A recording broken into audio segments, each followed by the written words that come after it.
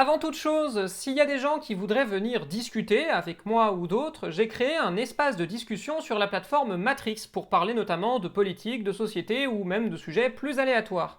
Les liens sont dans la description. Dans ma tradition de m'infliger pour vous pas mal de choses pas super intéressantes à regarder, je me suis fait la plupart des meetings allant de la gauche au centre droit ces dernières semaines. Alors, j'ai pas parlé du meeting de Mélenchon parce que ça faisait doublon avec la vidéo que je venais de sortir sur son début de campagne, et le meeting a d'ailleurs plutôt confirmé ce que j'y avais dit. Par contre, Glucksmann, ça faisait un moment que j'en avais pas parlé, et je me suis donc dit que ça pouvait être intéressant d'aller regarder ce que lui et ses soutiens pouvaient bien avoir à dire d'intéressant. Alors, dans cette analyse politique, on s'intéresse au premier meeting de presque campagne du presque candidat Raphaël Glucksmann et on essaye de voir quel est le fond idéologique de son programme, les mesures qui sont distillées et bien sûr la stratégie électorale.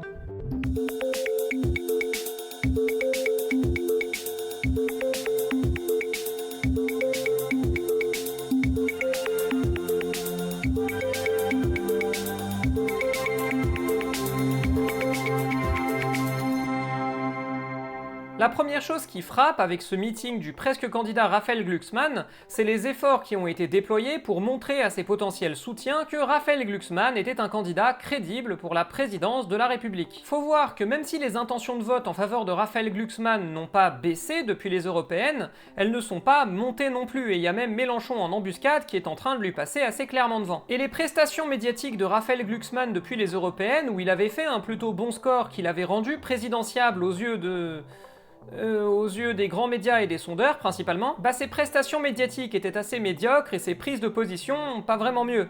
Déjà sur le plan international, il n'a jamais reconnu le génocide à Gaza, même s'il a appelé à un cessez-le-feu et à des sanctions contre Israël. Il y a aussi le fait qu'il avait appelé à ne pas renverser François Bayrou lorsque ce dernier s'était mis tout seul sur un siège éjectable lors de la rentrée 2025, puis a défendu un accord de non-censure et une négociation entre socialistes et macronistes pour le budget 2026. Puis il y a eu cette émission absolument désastreuse sur LCI où il a été soporifique en première partie puis a complètement perdu pied en deuxième partie en débat contre Éric Zemmour alors que franchement ça aurait été à sa portée. Et puis il y a eu cette fameuse note interne de Place Publique dans laquelle il était question de surtout cibler les milieux aisés et de ne pas trop s'intéresser aux classes populaires et aux jeunes racisés, avec des personas complètement ridicules. Donc les deux idées de ce meeting, c'était premièrement de prouver qu'il était capable de ramener du monde et deuxièmement de prouver qu'il était capable de mener une campagne présidentielle, ce qui dans les deux cas n'était pas trop évident jusque-là. Alors a priori, pour la partie rassembler du monde, il a réussi. Les organisateurs revendiquent entre 3 et 4 000 personnes lors de ce meeting. Si j'en crois Mediapart et que je me réfère à la taille de la salle, on peut tabler sur un bon 3 000 personnes. Ça reste très loin de ce que Mélenchon a ramené lors de son propre meeting à Saint-Denis, 26 000 personnes on rappelle, mais c'est mieux par exemple que le meeting de François Ruffin qui avait réuni entre 2000 et 2500 personnes à Lyon. Et ça, franchement, c'est plutôt inattendu. Personnellement, je me demandais s'il allait être capable de rassembler ne serait-ce que 2000 personnes tant l'engouement autour de Glucksmann me paraissait complètement inexistant.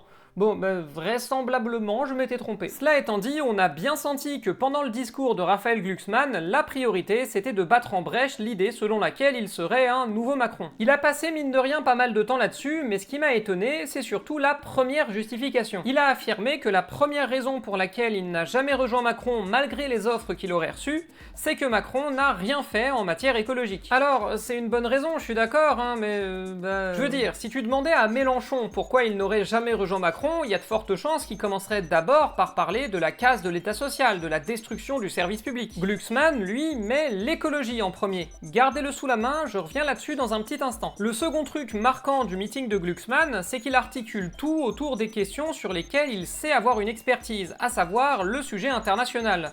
D'ailleurs, il s'intéresse plus à l'international qu'au genre humain, si vous voulez mon avis. Étonnamment d'ailleurs, il fait du populisme sur le sujet. Il mobilise un nous, le peuple, qui doit être le fruit d'un compromis de classe, un peu à la De Gaulle, et un eux qui est surtout composé des autocrates extra-européens. Glucksmann désigne trois ennemis, premièrement Poutine, deuxièmement le Parti communiste chinois, et troisièmement les milliardaires états-uniens, plus Trump, qui sont tous qualifiés d'oligarchie mondiale à laquelle il faut s'opposer grâce à l'Europe. Et il revendique même, pour s'opposer à cette oligarchie mondiale, un combat anticapitaliste. Ouais, le mot est prononcé. Et vous avez le droit de rigoler, bien sûr. L'ennemi donc pour Raphaël Glucksmann, c'était dans son meeting le Rassemblement National, qu'il a présenté comme le bras armé en France de l'oligarchie mondiale, qui a voté au niveau européen pour Trump, pour Poutine et pour le Parti communiste chinois. Ce qui est pas faux d'ailleurs, au moins pour les deux premiers. Et c'est seulement dans la dernière partie de son meeting que Glucksmann a enfin parlé des travailleurs, des inégalités, mais aussi d'antiracisme. Toutefois, quand on s'intéresse à ses propositions phares, celles que j'ai retenues, outre la taxation des plus hauts patrimoines, dont il a bel et bien parlé, c'est la revalorisation de l'Assemblée nationale ou encore le démantèlement des oligopoles médiatiques. Et c'est quand même assez significatif parce que quand tu mets ça bout à bout et que tu l'associes au fait que la première raison pour laquelle il n'a pas rejoint Macron, selon ses propres mots, c'est que Macron n'en a pas assez fait sur l'écologie, tu te rends compte que Raphaël Glucksmann, même s'il tient bel et bien un discours de gauche, il parle pas tellement aux classes populaires. Pour autant, sa cible, ce ne sont pas les milieux très aisés, enfin en tout cas pas uniquement, et de toute façon ça ne suffit pas à passer le premier tour. D'une manière générale, Glucksmann s'adresse aux classes moyennes diplômées,